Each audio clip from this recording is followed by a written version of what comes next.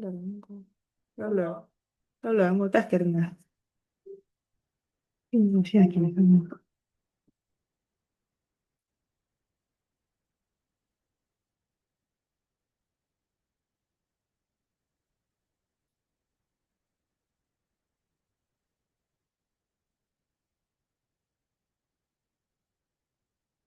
唔驚呢個，即係我要係定一啲個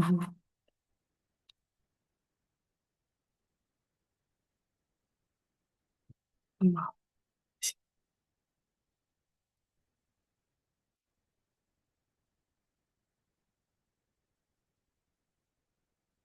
那个 camera 哥就好了。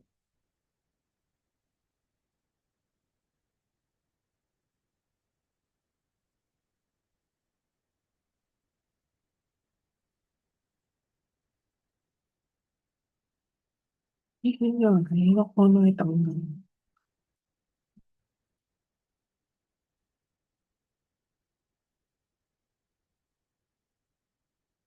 要接車。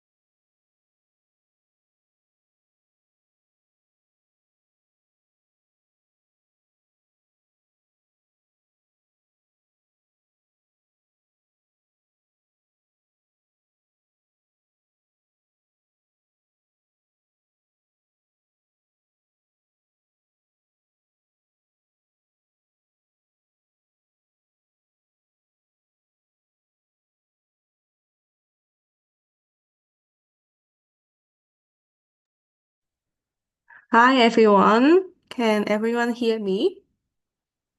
Hello, hello.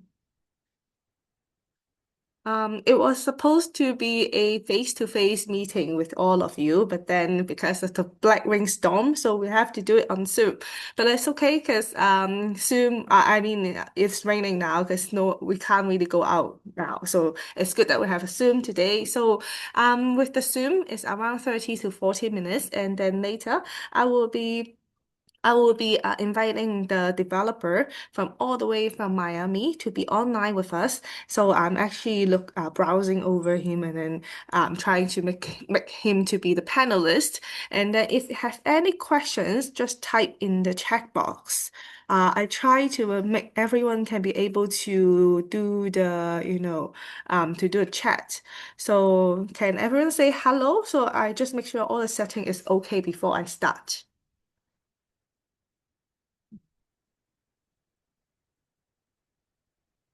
Great. I see Jane saying hi. Then I think it means every one of you can do the like great. Hello. Firmus. Hello. So I'll try to make it like a more like interactive section to be more interesting. So because this is a very interesting assets class this time, so require a lot of like questions and also interactive sections. So please feel free to really type your questions. Can't tell whether I can speak. Sue, I can see you. So just type question, Sue, no problem. I try to make everyone to be able to speak to everyone so you guys can see each other's questions too. Okay. Let me try again. So everyone try to say hello again.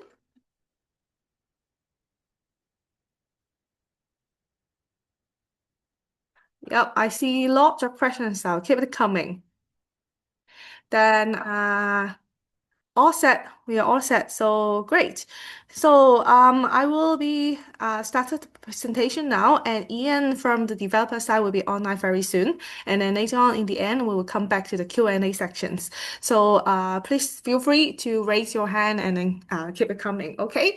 So hi everyone, I'm Agnes, and we are really excited to launch this the Navigator Residence at Sea.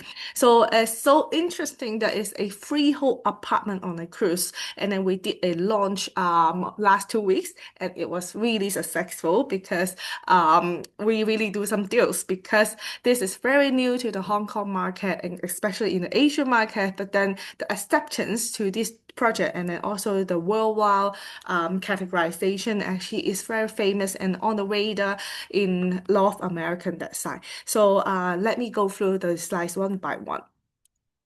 All right, but before that, I know today we have some new friends and also new clients. So I still want to introduce IFCX Group and our company to you so you know along the way how we manage your properties. So IFCX Group is a dynamic holding company. Under IFCX, we have two arms. One is real estate. So we've been in the market for 14 years already. From B2C Asia Bankers Club, we manage the high net worth individual clients and helping them to put their assets in global markets, especially in the physical assets. And we provide private wealth management into physical assets.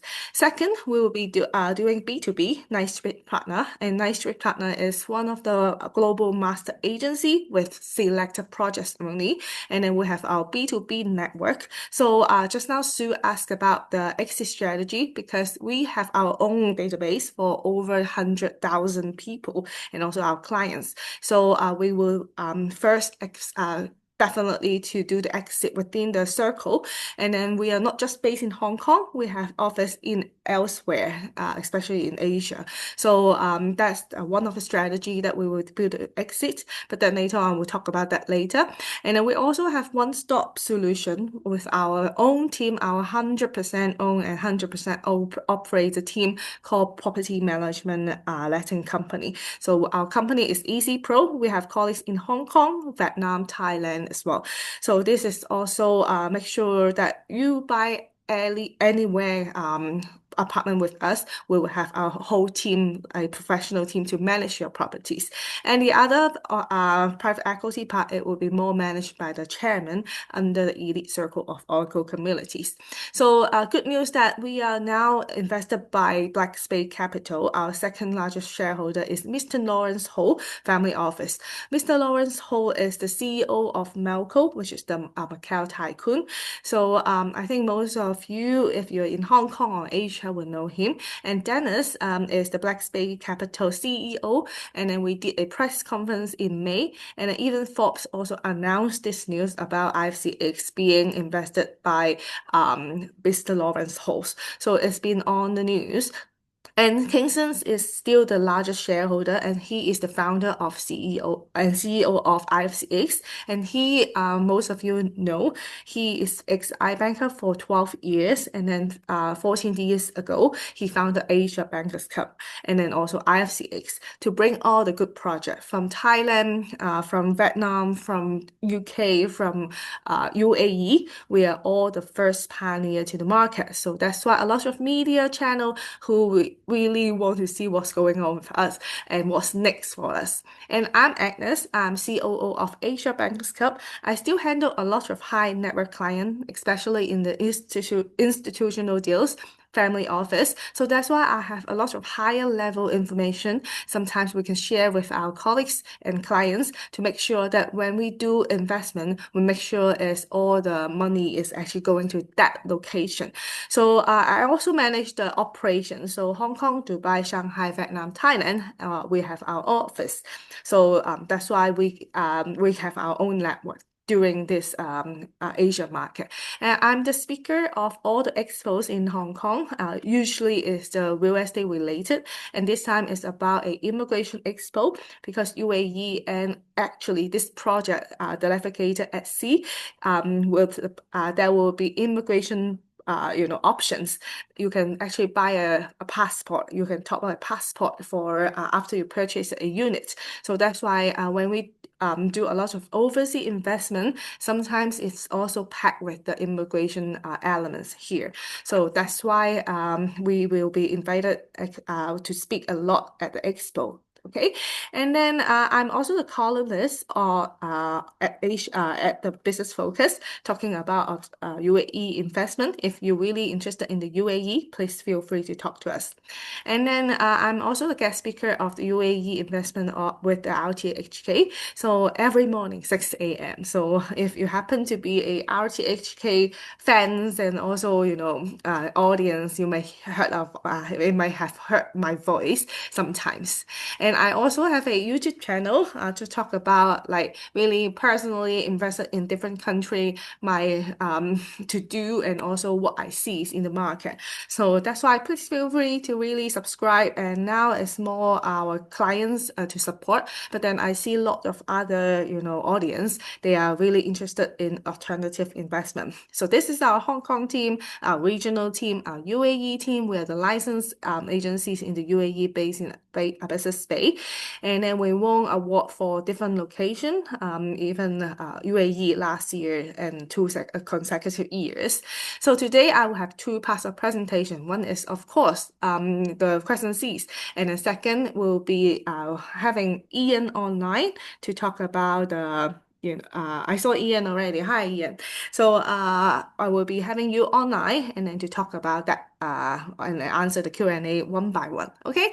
So this project is not new actually. In the US, in the other part of the world, it's already all over the radar. So it making headlines globally. If you browse Crescent Seas, and then you will find lots of magazine, Bloomberg, Forbes is already writing this assets already, this projects already. Everyone is actually raising for it, and we are so lucky that we can be bring this project all the way from Miami to Hong Kong to launch to our VIP first, and then last 2 weeks we launched the plug pick, and then we get a lot of good attention. And this time some of you cannot come, so we make this section for the Zoom section. So you see Bloomberg already talking about this. cruise ship, and then even Hong Kong pick up the news a lot, like Tetla, Hong Kong EJ, Hong Kong ET, Hong Kong Zero Run. So it's like they find it very interesting apartment on a cruise, and then actually the a lot of good investment angle in this asset class. So I will actually talk by that one by one. But before that, when we launched this project, we see a very interesting news about a 77-year-old Lenny who sold everything just to put all the money to the cruise and try to spend her rest of her life to enjoy life. So At here is the 77 years old, videos. Sharon Lane made the boldest decision of her life. She packed her bags, said goodbye to her home in California, and stepped onto a cruise ship she plans to call home for the next 15 years. Yes, you heard that right. Not for vacation, not for retirement, but to live fully, freely, and surrounded by the sea. Sharon bought a cabin on the Villa Odyssey, a unique residential cruise ship designed for full-time living. Her upfront cost was about $129,000, with monthly living expenses of $3,000. And for that, she gets her meals, Wi-Fi, medical visits, entertainment, and a world of adventure literally. She's already sailed past the West Coast, and over the next 15 years, she'll visit over 400 destinations, from Japan to New Zealand to Antarctica. No rent hikes, no maintenance costs, no grocery shopping, no laundry chores, all included in a fixed monthly fee. Food, Wi-Fi, medical visits, entertainment, and even housekeeping are covered. Compared to the rising costs of living in Southern California, Sharon says this lifestyle is actually more affordable and stress-free. The freedom to wake up to a new horizon every day. Priceless. She calls the deck a happy place where she reads, reflects, and feels truly it.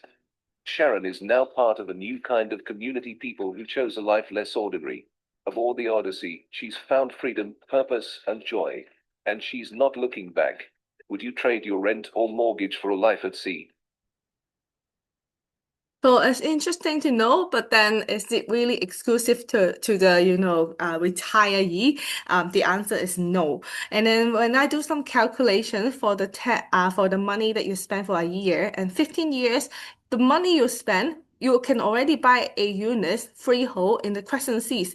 And the lady just now, the video just now shown is actually a 15 years leasehold and a use right only. So she's not actually owning the apartment. So that's why this cruise ship Crescent Seas is really interesting to know. Back to the statistic. So just now I raised a question that is it really for the old people or like old granny? It's not because all the cruise ship the data is actually you can find online by CLIA. So let's see. Younger generation actually driving a lot in the cruise industry. So we see lots of younger generation now, not like retired, like 60-year-old people to be on the cruise anymore. So we see the age is actually getting younger and younger. The average age is actually 46.5 years old.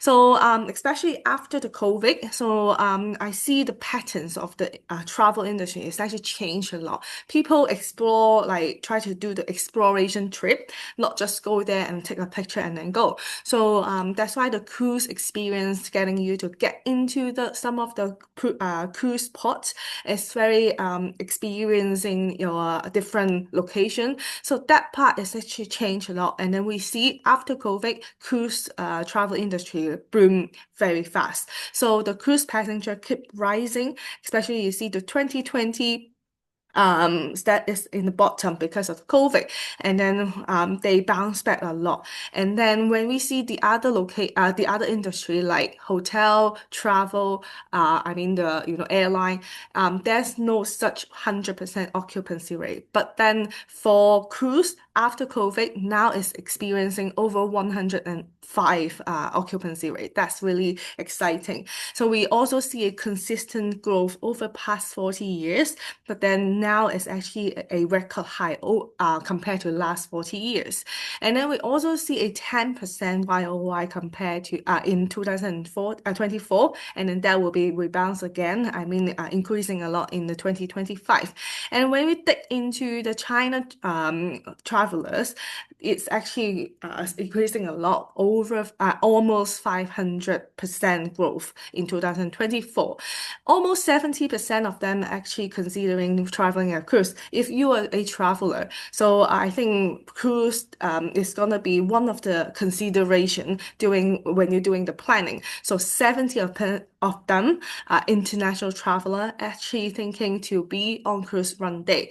So one third of the families actually sailing with at least two generations because it's easier. You don't have a lot of like check-in, check-out. And then on a cruise, you can go to different city, different country. So it makes much easier to bring your kids and your parents. So that's why they prefer to travel longer. And also because of that, it's actually cheaper for you to travel on cruise than on the plane.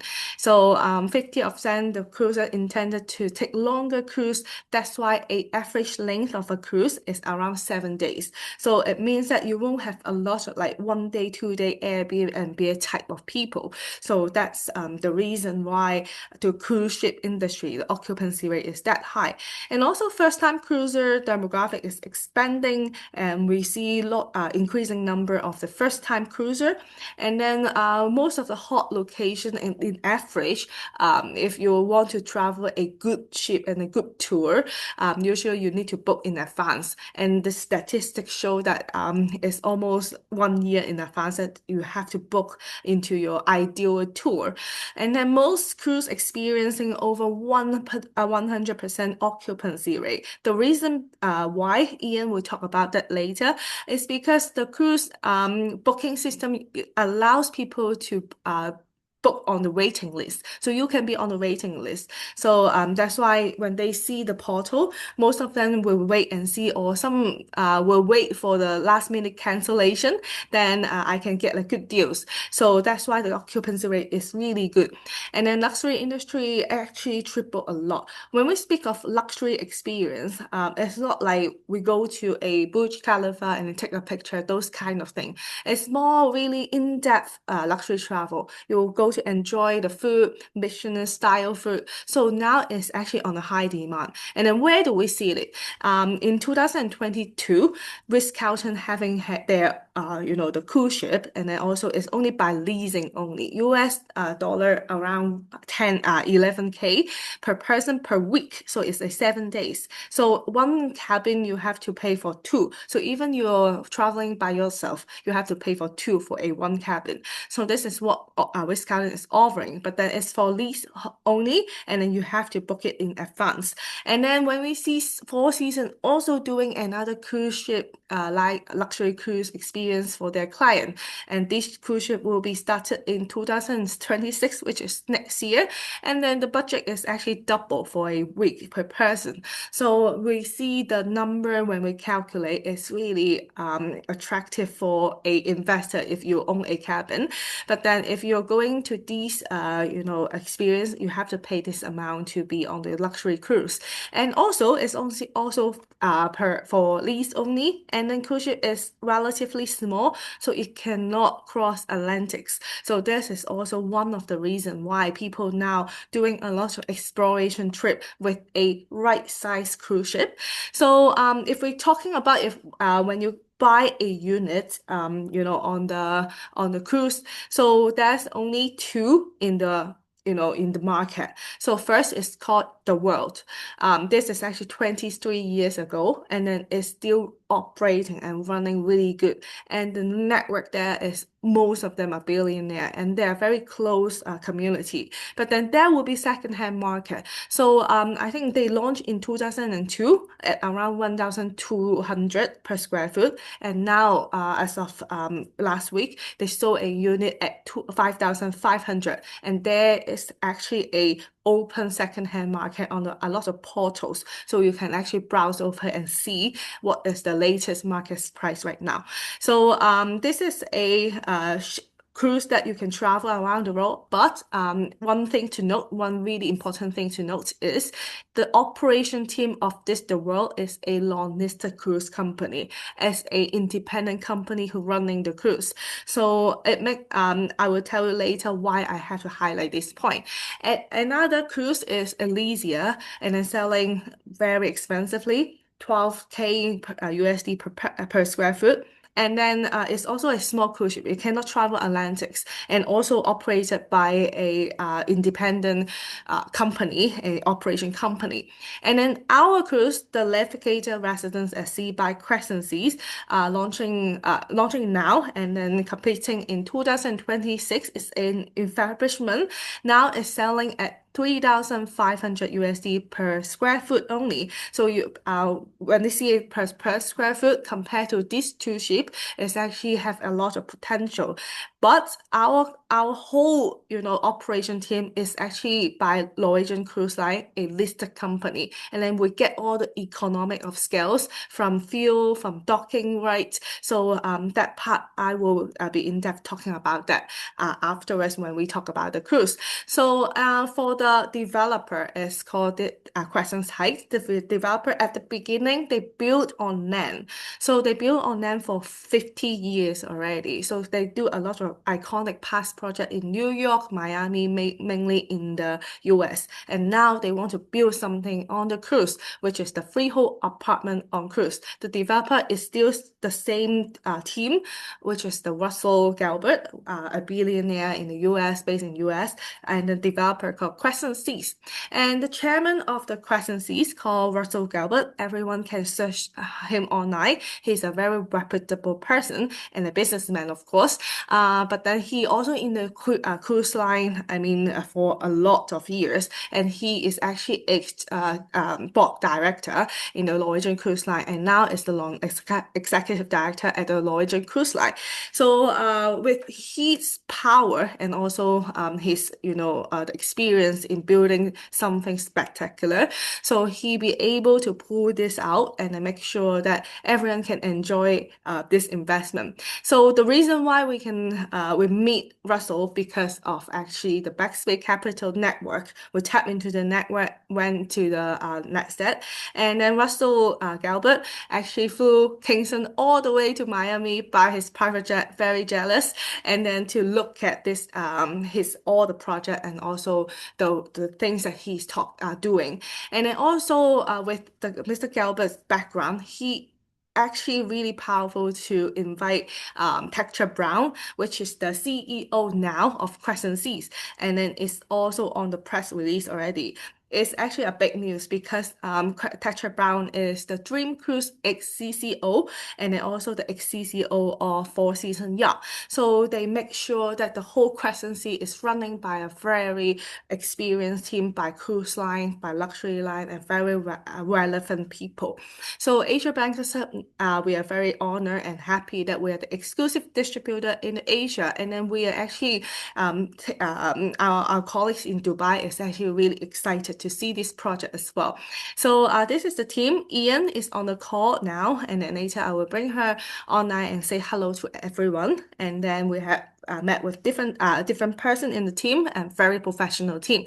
Crescent Seas actually acquire Seven Seas Navigator. If you're a cruiser, you must heard about Seven Seas. So it's very famous. And why is it so famous? Because it's actually running by a very professional team and then also the luxury, it's called luxury, ultra luxury. So the strong team of professional, we have two really big names, Apollo Group. Apollo Group is actually the hotel cruise operator for 55 years already. All the butler service, room service, the restaurant that they pick, all the the details of when you go on board, it's all done by Apollo. And then we are very honored this cruise ship, Crescent Seas, can be partnered with Norwegian Cruise Line. Norwegian Cruise Line is world top 3 cruise company. Under Norwegian Cruise Line is a listed company in the US, and then they have 3 lines. First is Norwegian Cruise Line, second Oceania, and then third is Regents. And then from left to right is the luxury of the category. So Regent Seven Seas is the ultra high luxury lifestyle compare Oceania and also Norwegian Cruise Line. So they won a lot of like Best Cruise Award and the Best Cruise Line of the Years, and then it's on all on the Forbes.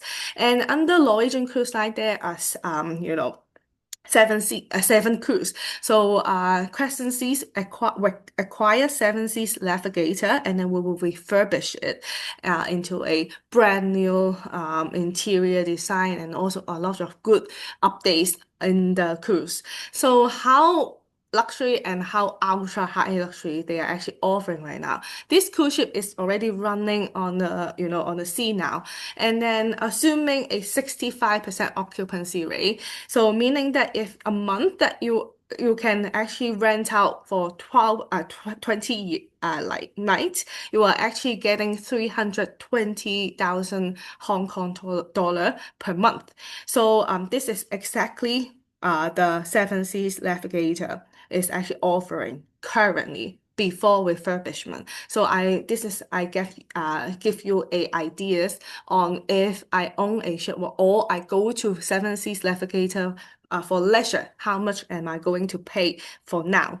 So the Norwegian Cruise Line is world number three cruise line by market share and by industry revenue, followed by Royal Caribbean and also Carnival. And then under Norwegian Cruise Line, because it's a listed company, so you can actually search all the data online. So they are actually publish all their data and statistics online. We see the occupancy rate is not 65%. 65% is just a conservative calculation. Occupancy rate is 105, almost 105%. So it's actually full. And then the net income is actually pretty good. It's actually exceeding the forecast net income. So they've been doing very well for Norwegian Cruise Line performance. So this is so exciting that it's the first cruise apartment freehold, and then it's managed by Norwegian Cruise Line. If you imagine you want to buy something like that, you have to buy the whole cruise ship like Russell Gilbert is doing. But then with his power, he's managed to pull this Norwegian Cruise Line Apollo Group into this, and then he strata title to for 210 units only for investor to be able to buy a unit and invest in it, and then also to get the gain in it. So this is the first ever freehold apartment operated by a public listed cruise that you are able to tap into currently. So let's look at the Navigator Residence at Sea. So this is the detail. So this cruise ship is actually Seven Seas Navigator, and then Russell Gilbert acquire the ship, and then now they do refurbishment, and then the whole refurbishment will be completed next year Q4, and then there will be only 210 apartments only from 350 to over 2,000 square foot. So all the unit from one bed to penthouse. So the budget that you'll be able to buy is 750,000 USD to start to be able to get into this asset class, which is I think most of people will look into the 750 one because it's a very affordable price, but then you're getting really high return. We do a lot of like breakdowns for you to see how we can actually achieve to 20% per annum. And this cruise ship is because it's right size, it enables us and all your tenants and the cruiser to be able to travel 1,140 cities within 2 years. And then this is actually something really exciting. So this is Seven Seas Navigator today before refurbishment. And then after refurbishment, we have a lot of upgrades in the amenities. This is the swimming pool, and then everyone can actually enjoy over here without extra money. So you are paying the service charge, and this is all included. You don't need to really pay on consumption. Pickleball on the cruise, and this is the golf simulator, the sauna, and then the in-room. Imagine every morning you wake up with different scenery. So this is something that is not a dream anymore. And this is a sauna room and a restaurant. They have 7 dining options from Asian to Western food. And then they also really proud to have snooker on the cruise, meaning that they are not the stabilizer is really strong to be able you to play snooker on the cruise. And then this is the lounge area, cigar lounge, whiskey lounge, and this is the private dining area, and then a lot of like communal area to spend time with your communities. So this is the interior, so where you can actually enjoy all these amenities, and then with butler service as well. So all the luxury residence design is actually by different architecture and then also designer. So this is a one room, one bedroom design. And then with these are all included. What you see is all included. So you don't have to buy extra pillow for that. This is exactly what they try to maintain the same standard service for every room. So make sure that when you lease it out, your tenant will be expecting the same. So this is the one of the penthouse, really lovely. So you see their design is not a cabin. It's actually making really feel like home on the cruise. So even you spend your time over there for 1 month, 2 months, you won't feel like you were in a hotel room. So that's the whole point. They really find detail in the design and then making sure that different room have different design. So this is the toilet, and I already see three different toilets over here. So balcony, and then also some of them actually with the windows, and then this is a one bed. This is actually a presidential unit and really lovely design. So this is the cruise ship. And then this cruise ship, if every one of you actually been on a cruise before, sometimes you only have 24 hours on a port, and then you have to go all the way back to the cruise and then travel to the other city. But with Crescent Seas, with the Navigator at the Sea, we can actually stay on average 2 to 4 days on at each port. This is not easy. This is only you are able to be doing this by Norwegian Cruise Line. If you're actually the World and the other like Elysium, they only be able to only 1 day. So this is actually really excited to know that we are actually tapped into the exploration cruise, and then also making it very luxury. And then you don't need to rush to be on the cruise again. So we're also providing 6-star service with butler service.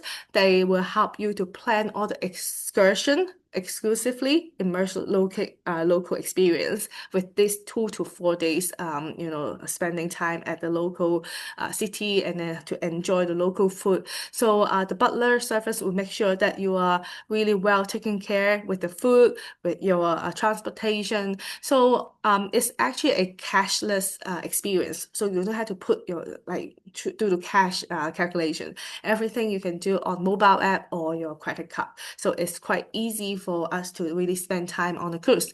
So they already have a planned itinerary for 140 plus cities in 2 years. So with this size, some of the very large, the ship, they can't really go into the certain area. With this ship, you can actually go a lot of this location. You'll be able to see lots of landscape, and then you are able to spend time over here as well, not just pass by. So this is very exciting.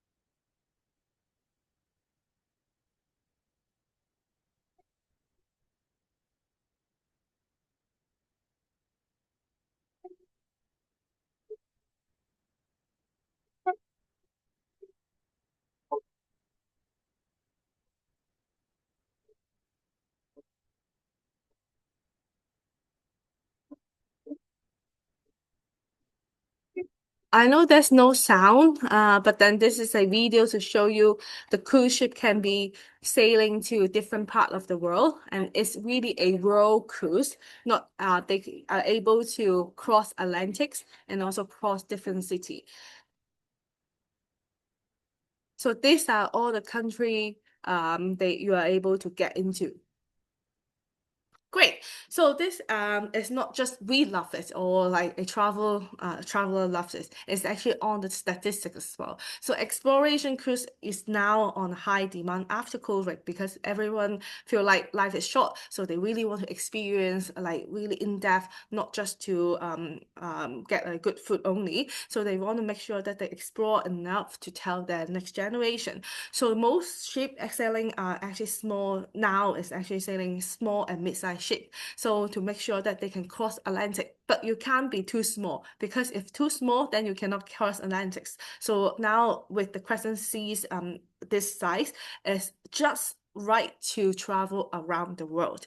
And then also, very interestingly, also when we get into this project, and then Ian also shared a lot that they have planned the 2 years itinerary with different high season period to go to certain city. Let's say if Middle East now is really hot, right? So they won't definitely plan Middle East now. So Middle East will be only started in November. December go to India.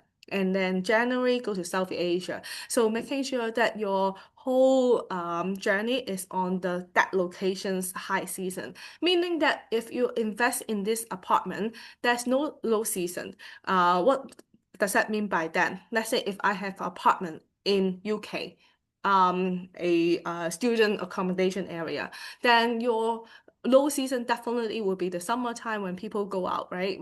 When they are actually having summer holiday. But then if I need to diversify my portfolio, then I have to buy different part of the world, different location, making sure that the whole portfolio there won't be no season. But then with one apartment on the Crescent Seas, you see every month we go to the hottest area so that your apartment can be rented out easily. So this is also something really interesting insight to know. So that's we sailing in the peak season of all city. That means no low season. So this is the budget when you buy a unit. One bed is from 750,000 to some of them 1.2 million, and then two bed is 4 million, and then three some of them two bed three bath is 4.5 million. And then the payment term is if you look into a right project, you really would like the units. I will see the small lump sum unit is all sought after. And then I heard that from Ian, you can share with us later more, that 750 is actually pricing lot like really the right price because you're pricing this because of the first launch. So it will be sooner matched to the 1 million. So this is the payment term. And then the buying cost is really reasonable. There will be only 1.75% only for the buying cost. This is the one-off buying cost and a one-off admin fee for that only. And then they also have a rental program. So Seven Seas currently they have their own rental program, and then Crescent Sea will be doing exactly the same as well. So let's do some calculations. So why we can come up with a 20% rental yield, meaning if you really lease out for 5 years and you break even already. So it's so simple calculation. We just go online, search Region 7 Seas Navigator, which is now before refurbishment. This price in here is 21,899 USD per person for a 20 night. So a cabin, a apartment, you need 2 person. So times two. So we just use 40,000 USD for a 20 night for an apartment. So assuming that we only 1 month rent out for 20 nights, not talking about 100% occupancy rate. When you do the calculation, 1 month 20 times 12, then divided by 365 days, actually you're only assuming 65% occupancy rate. So per trip is around 40K, which is 300,000 each Hong Kong dollar. And then annual return is around 3.8 billion. And then the property price, if you're able to buy the smallest unit, then your rental yield is really high. When we do the calculation, it's 64 gross rental yield. Of course, we have costs. So the next page, we will show you the cost. With your gross rental that you collect, what cost that you need to pay. So first is, of course, when you rent out through the platform or through the other, definitely you need to pay for the the property management and letting fee, just like you buy other location in part of the world. So if you join the rental program, it's not a must. If you want to join it by yourself, it's okay. But then they encourage you to join them. So the split is 75% for investor and 25% for the operator. And then we do the calculation, 65% after the 25% deduction, which is around 14%. Sorry, 16% of the cost. And then the annual operation cost for this 750 is around 27% the cost. So for 64 minus 16 minus 27, this is exactly the net income that you're getting, meaning that you are getting 160,000 USD for a year if you only rent out 65% occupancy rate. Not talking about 105 occupancy rate anymore. So here, giving you a very conservative amount that you will be receiving. So after that, you don't pay tax because the cruise ship is registered under Bahamas. Bahamas assets is zero tax, zero income tax, zero capital gain tax, and also zero inheritance tax. So of course, people will think, oh, what about Titanic? What about another COVID? So don't worry, it's all covered by the insurance. The cost that you are paying, you are already buying the full coverage of insurance. So this part, if you worry later on, you can ask this tough question to Ian. And then they also give an option to buy a St. Lucia citizenship for entire family of four. So you just need to top up 150,000 if you buy a 1.2 million units. Then you can actually get a passport for four of you for a family. So this options is actually allow you to travel around the world. So they're already very detail minded to make sure that when you travel, Hong Kong passport should be okay, but some of you may not holding a passport. You need a visa, or some of you need a lot of diplomatic procedure. So they also consider that to include these options to you, so that if you're buying for self-use with this passport, you can definitely travel most of the country already. Okay, so last week we do the panel discussion with Kingston, with Michelle. She's from the travel industry, luxury travel planning for high net worth individual. She also said a lot of good words about this project. So now I will bring Ian on the line to answer all the questions. So let me promote you to the panelists.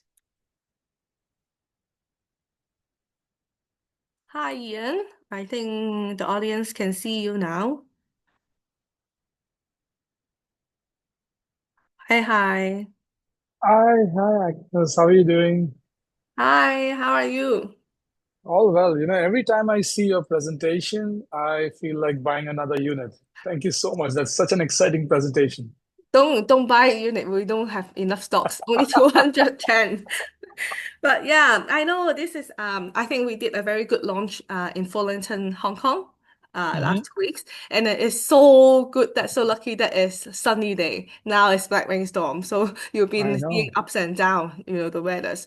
It's good that the cruise industry is like in the indoor, so you don't really get to affected by the bad weather.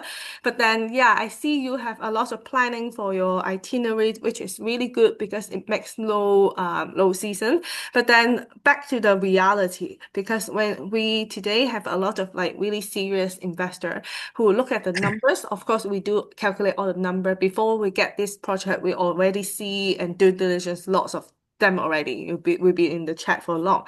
But then I know there's a lot of technical problem that or questions that they may need to ask. So I will just Sue actually asked a lot of questions, so it's good that we can answer that one by one.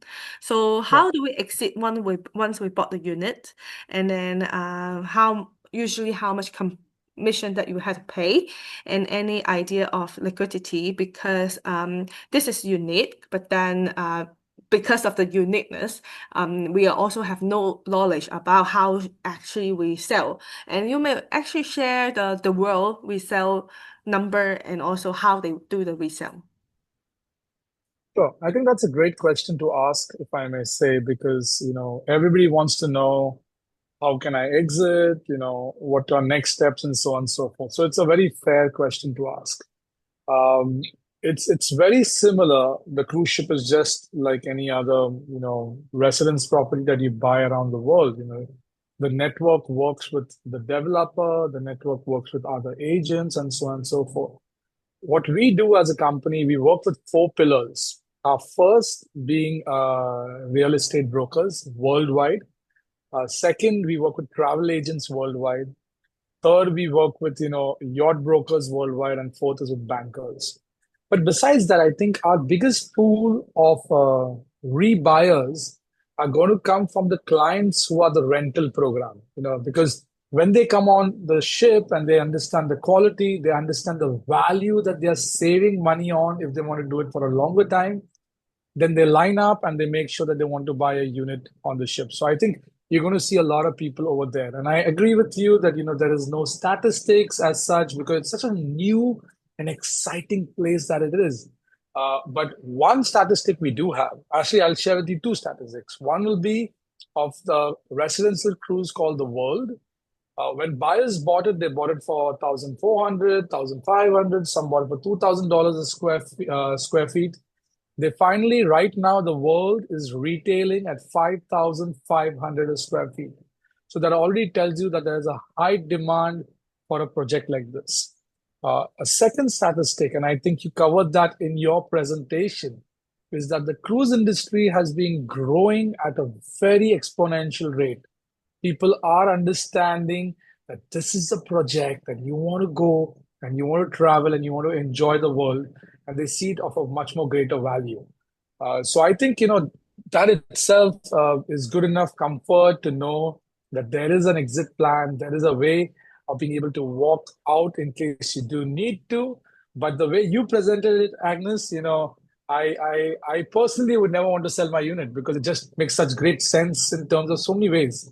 So coming back to your presentation. Yeah.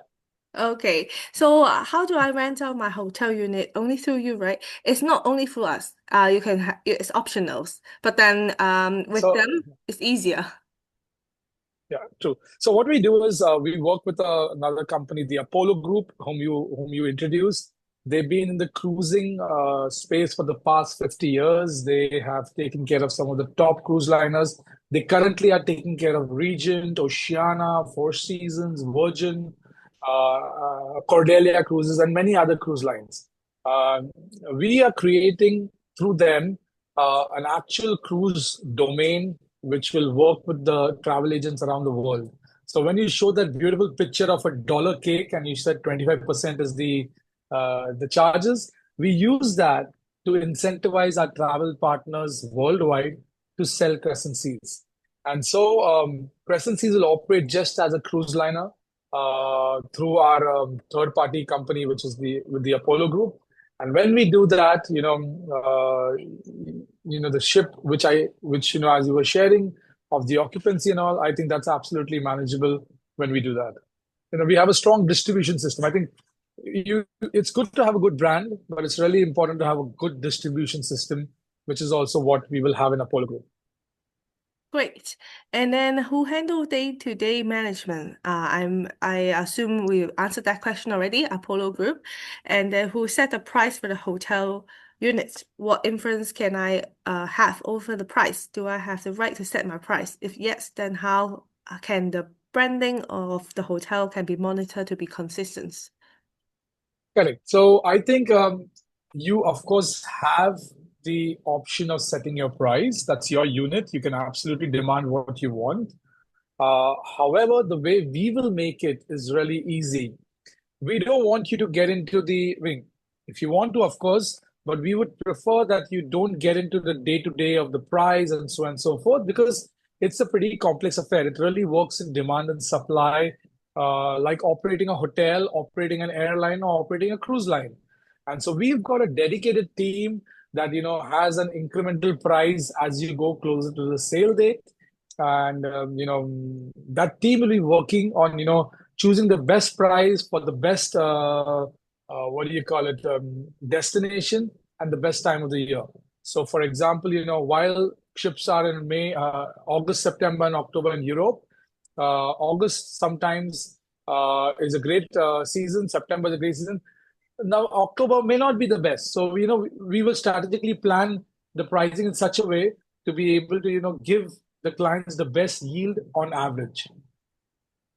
Yeah. Okay, so regarding the management and the repairs for future revamp, so who has the control?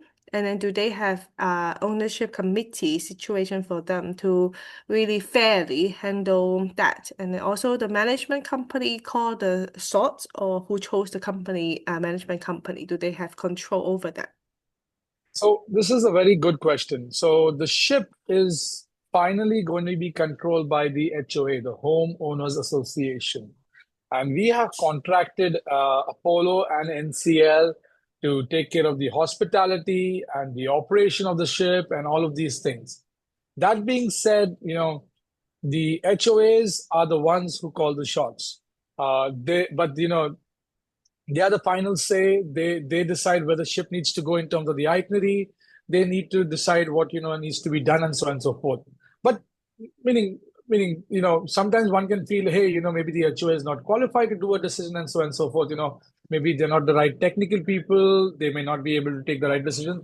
And that is the reason why we have NCL and the Apollo Group who come alongside the ownership of residents and give them the right understanding, give them the right thought process. For example, after 2 years, the owners will be able to decide where the ship goes next.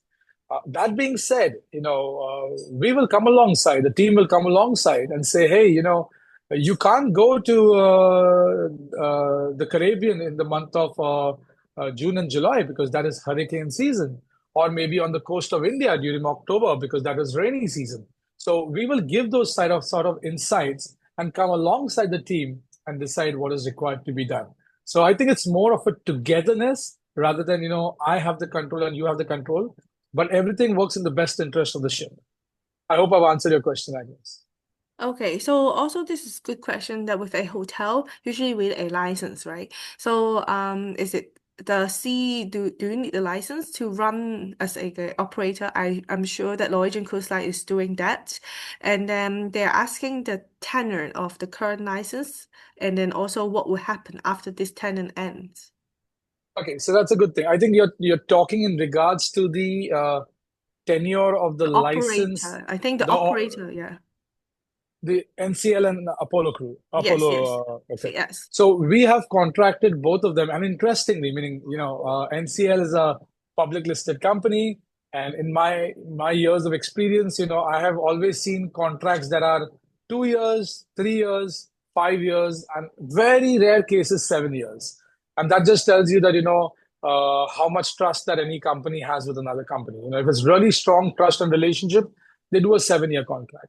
Well, NCL and Apollo have done a 10-year contract with us because, that's the relationship that, of course, Russell has with them, and they know exactly what he's doing and building a strong network.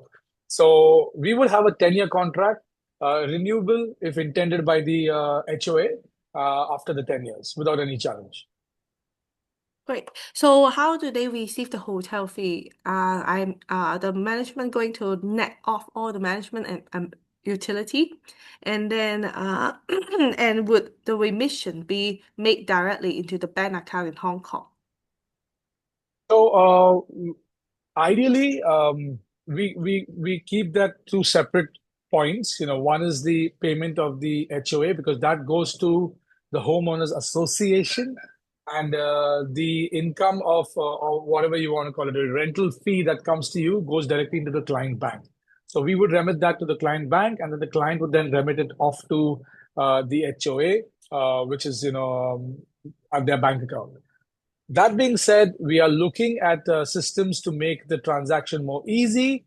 And maybe, we have the Apollo Group with, putting in some security or safety brackets with, taking an additional deposit, being able to do that transaction directly by deducting and maintaining a ledger account for you. So that is in conversation though, but that's the transaction, the way it goes. Okay. And then do they need to fill in any questionnaire on the risk appetite before buy the units? Sorry, do they need to fill in any questionnaire on the risk? Appetite. I think Sue, you can elaborate more on that so we can come back to Hmm. that question later. So that will Yeah, be I think maybe she's asking in regards to like when we go for a activity, you need to fill in, I am safe, I'm healthy, and so on and so forth. The questionnaires that you will be filling when you go on board a ship is very similar to any other immigration questionnaires that you would fill, especially when you go into any port of call, whether, have I been into certain countries? Sometimes during, COVID, you have these questionnaires about, did I have any temperature in the past 6, 7 days? I think those are the line of questionnaires that you would fill out. But that being said, meaning you being a resident with us, the more information we have about your preferences and even your health requirements, we will be able to cater to you better. Because I know while you took us through the slides, there wasn't we did not really speak about the hospital on board. We'll be having a doctor and two nurses, and they will be able to take care of every single challenges that are there that come in place, either giving you first aid on the ship or coordinating shoreside and giving you the best medical attention. So the best, if we know all the information that is there, it gives us a shorter response time in terms of challenges and emergencies. okay. So let me see. Regarding the risk in any investment, especially when we say the return is 20, so do we receive any info of this risk factor? I think the 20% is more really we use the Seven Seas currently, and then before refurbishment, we didn't really add up the price. And then also we only assume 65% occupancy rate. So that's already deducted in terms of the risk management. But of course, the risk factor is definitely about when the cruise is not running anymore. So the lifespan of the cruise and then also, the cruise operator. So and the bad weather arrangement and also all the, casualty happen. So what's your view on that, Ian? So I would speak primarily in terms of risk in regards to your experience on board, because that would be an area of where I can share a lot of details on. For example, today, I think yesterday, one of my clients sent me a message. Hey, did you hear about the Royal Caribbean ship that had a lot of glass breaks because of the hurricane? And I said, yes, I think it did happen. But when that hurricane hit landfall, what happened to the houses over there? So the ship is really, really safe. It moves away from harm's way. But when you have your investment on land, you don't have that option to do that. And I think in that regards, a ship is a far safer and less riskier option compared to any of the other products or real estate investment that is out there. I like that you bought the picture of Titanic, and in your presentation. I think that was very intelligent, because that's the worst that we've heard over the past, I think, more than 70 years. But that's one episode in such a long time. And how many airline crashes have we heard in the past 1 year? So when you put in comparison, ships are a very, very safe product. And I would speak about safety in two versions. One is human safety or life safety. I think ships really give a stronger response time. So if you see the casualty rate, if and ever there's a episode, is really, really low compared to an airline or a plane crash or a car crash, because you have a proper system of evacuation and lifeboats and so on and so forth. But also in terms of the asset itself, as you mentioned, it's insured. The company has brokeraged has taken in place an insurance which is paid year on year for your investment, and in case of an unforeseen circumstance, this is insured completely at replacement cost, which is brilliant. So yeah, I hope I've answered your question in regards to the risk. Okay, and also this questions is about all these operating costs and utility fee, and then it's keep running, right? And then I heard that you mentioned if we join your rental program, and then we just need to top up 3 3 months, and then the rest of them can actually deducted by the rental that we receive. Then we actually don't need to top up anymore. So that's actually really good that to be able to sort of financing and make your Yeah, cash flow is easier. we're getting on that place. I've already put that as a request here. So it's something that we're looking at. I think it's a great option if we are able to put that in place. It's more of an accounting process for us. We are looking at other various ways. So I agree. That is going to be a great option pretty soon that we'll be able to bring that up. Okay, I think last but not least, the questions from here mainly is definitely the exit. So I know you have already talked about like all the portal and then lots of like travel agency and then exit angle that will be those who actually renting their units. And then of course, besides what Crescent Seas and the cruise industry can do, our company also are really excited to for this project. So we also know that within our 100K member, usually we do the exit will be within the community first. So it's not only Crescent Seas can help. So that will be one of the main reason that we can do the exit. And then for the I just, I would say that, I was talking to one of our clients at the wonderful lunch that we had at Oklahoma, and he had the same question. I was right beside him, and the thought just came. After your wonderful presentation, that you really showed the value of what is the return that, one could really be able to do. Of course, we purely sell lifestyle as the developer. That's our main forte. But I love Asian Bankers Club because they bring it in such a powerful understanding of what the real value is. I asked him, why would you want to exit? Because you're making such great profits or whatever year on year. So he started laughing. He said, "That's very true. I don't think that exit is my question, honestly, but it definitely is something that he needs to ask. So yeah, Yeah, just I wanted to think shoot that in. when we consider investment, because just side joke, with this questions, they don't allow us to talk anything related to investment because for them it's really luxury. The experience that you can get is the ultra high net worth lifestyle. Now you are able to pay a very affordable price to enjoy this luxury idea. So that's why the whole point, like Russell Galbert, Ian, the professional team, they feel like this is not an investment. It's not. But then when we talk to Ian, no, Hong Kong people, Hong Kong investors, even myself, we are very practical. We need to know that okay, half the time I enjoy and half the time that I rent it out, I can actually offset the operating cost. So that's the whole point that we think is actually with the angle. And then we started to do a lot of like statistic, just start the presentation, do a lot of due diligence. It make a lot of sense as well.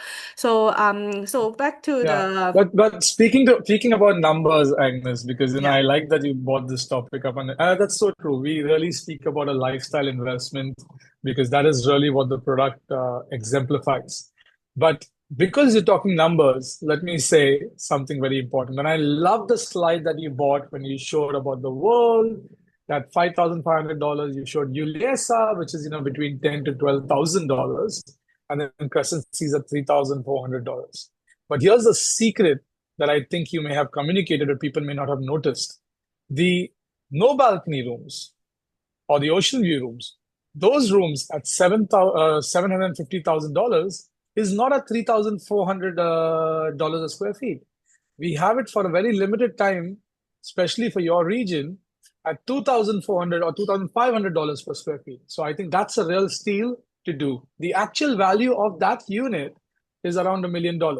If I Mm. take 306 square feet multiplied by 3,400, that's almost $1 million+. That's the actual value. So I just wanted to put that as value while we spoke about Yeah. it. So that's why when I see the pricing, we definitely push all those 750K one. And then if you only want to match the 1.2 million one, it's only 30 square foot more. So definitely there are big, potential. for the second-hand market. So I think if you are thinking like it's too new, even my salesperson, the team, the RM team, they also push the cheapest unit. They are not pushing anything like highest unit because we see the value of those price. So that's actually pretty amazing. And then, okay, no more investment. Back to the, luxury part. So you basically wake up every morning, and then I mean every week that you're with most spectacular view. I'm sure that Ian, you would love to hear my pitch like that. So that's why I think that our like the audience have to understand that the value that you are like buying a lot of different properties in different very prime location, looking at very prime view. But then now with just one apartment on a cruise, you basically get all the views now. So how rare is it? We do or try to be more layman to tell you how rare. So it's like you buy a first class seat on the Emirates and then you can fly it anytime. You're just paying tax and fuel costs.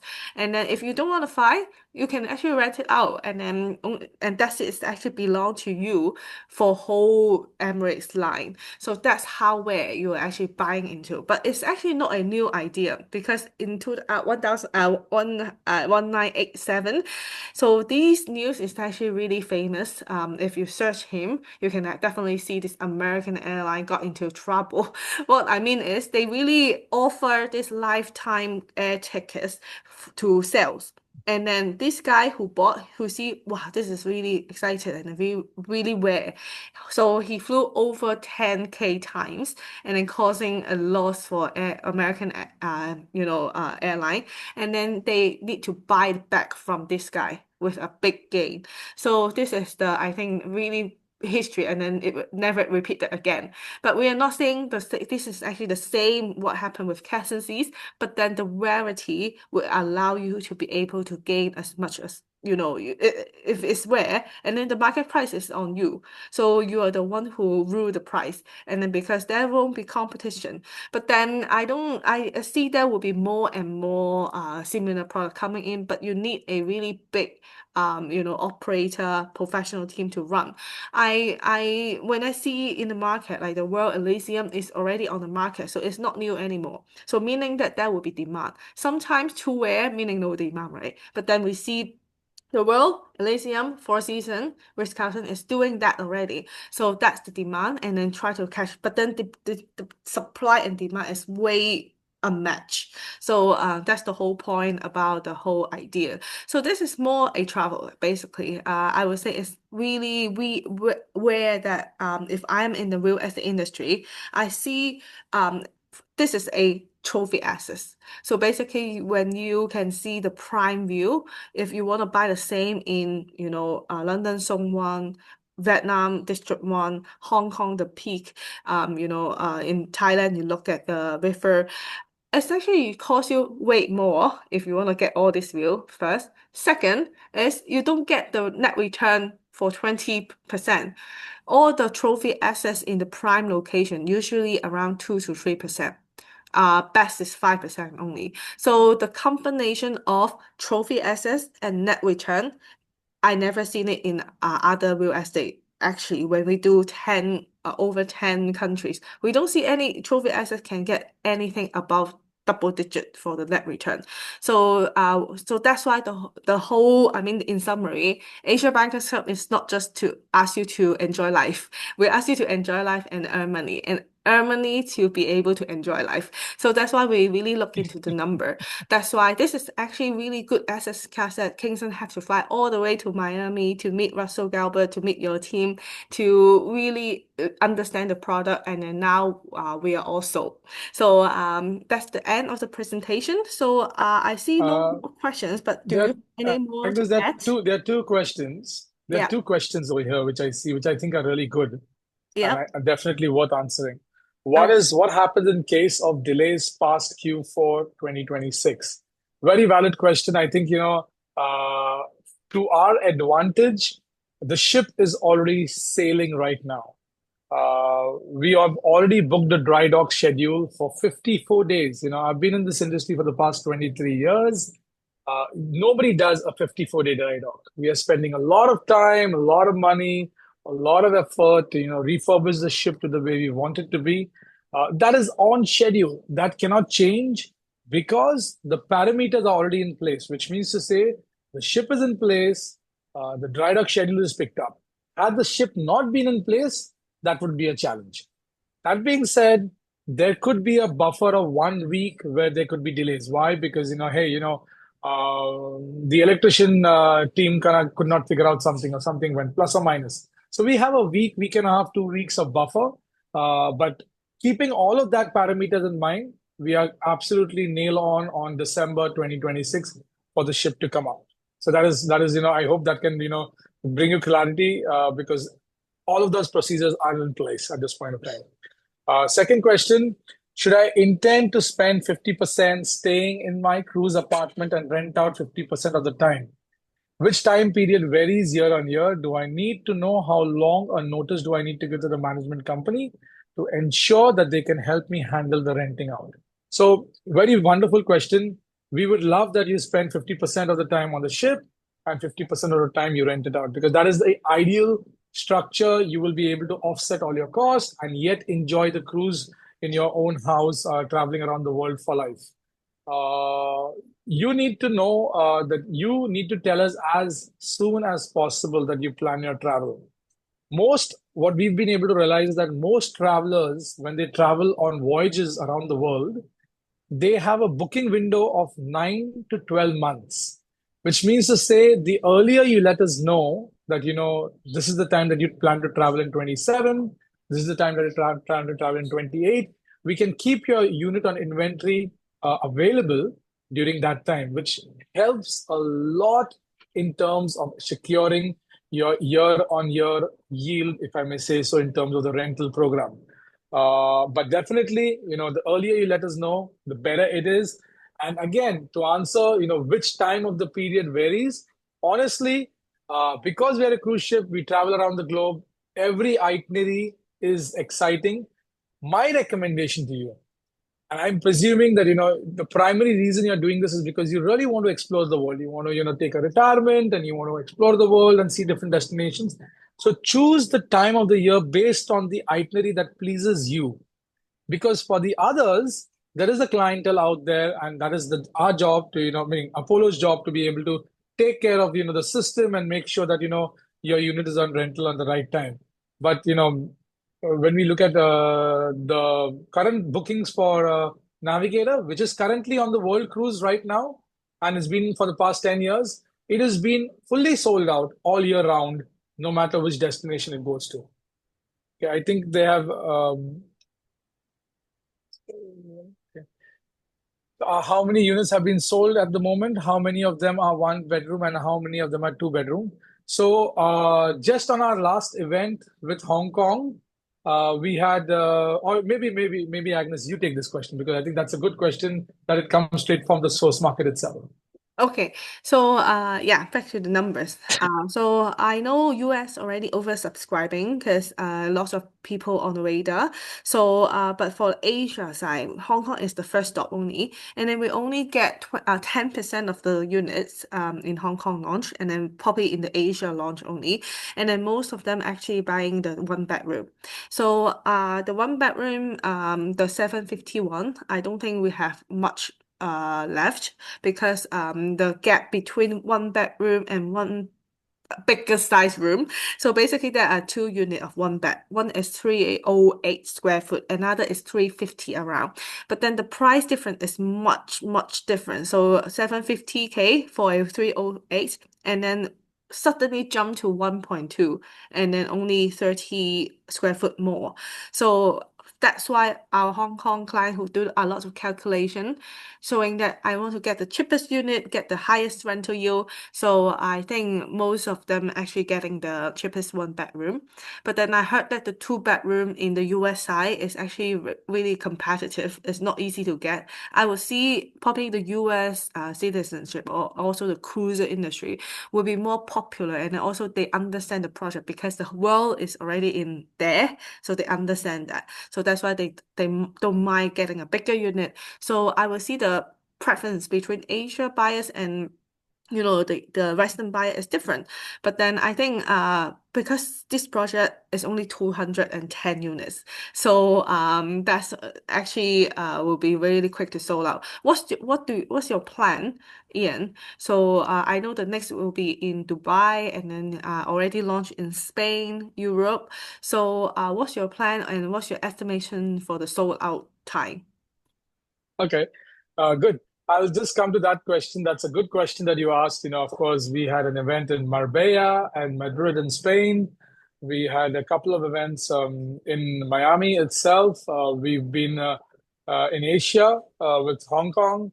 To start with, I am in Dubai next week. In fact, I have my flight tonight to go to Dubai for a whole week-long activity that's there. We have simultaneously in the month of August an event going on in Brazil and Argentina. And come September, because most of the clientele who are cruisers in the US travel all the way till September. So in September, we've got a lot of events lined up. In fact, we just had a few events on our ship when the ship came into New York and in Miami. But come September, this is really going to be a very, very, very, very busy season for us, which is very exciting for us. But I see a nice question over here. I think C13 Jane has asked, who determines which units rent out first? And I get this question asked a lot. Which unit will rent out first? Which unit will rent out later? And basically, we don't pick up any of the units to push out first. The client chooses their units. But always keep in mind that clients will meaning it is all an economy of scale. As you go closer to the sale date, the price of the units will always increase. That's demand and supply.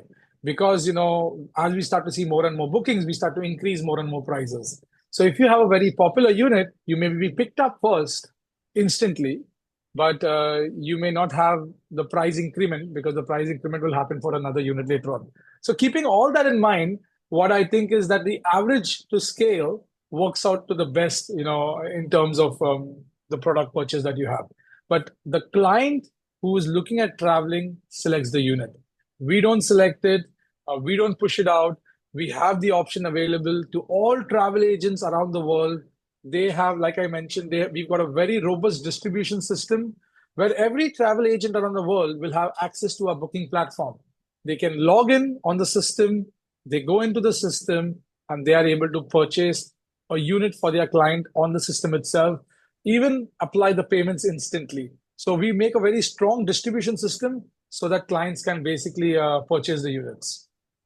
I think there's another question. Is the price list identical for all parts of the world?